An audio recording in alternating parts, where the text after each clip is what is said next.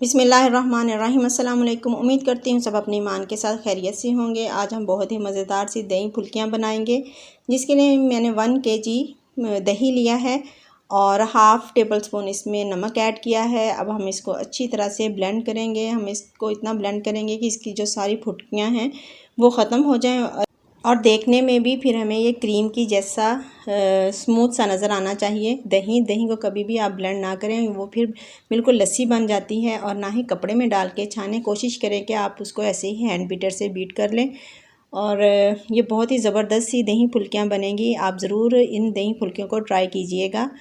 इसको तकरीबन 2 से 3 मिनट लगते हैं। दही को जब हम फेंटते हैं तो इसकी फुटकियाँ बिल्कुल ख़त्म हो जाती हैं।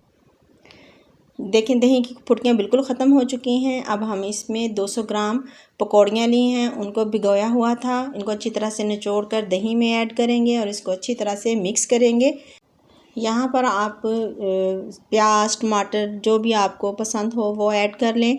इस स्टेज पर आप पुदीने की चटनी बनाकर भी मिक्स कर सकते हैं, लेकिन मेरे घर में पुदीने की चटनी सब बच्चे नहीं खाते दही बड़ों में, इसलिए मैं इसको अलग से रखूँगी।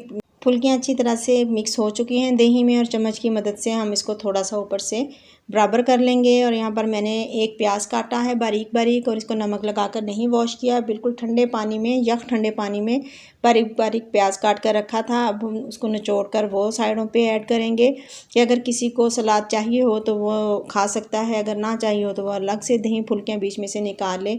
प्याज को ऐड करेंगे। उसके बाद मैंने बारीक बारीक काटा हुआ है टमाटर।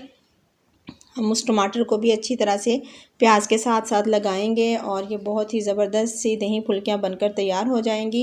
आपको अगर रेसिपी अच्छी लगे तो आप अपने फ्रेंड्स में और फैमिली में ज़रूर शेयर किया करें और अपने ओपिनियन से भी मुझे आगाह किया करें कि आपको मेरी रेसिपी कैसी लगती हैं। आपको रेसिपी अच्छी लगे तो मैं आपके लिए और नई नई रेसिपी और आसान तरीके से बनने वाली रेसिपीज़ लेकर आऊँ।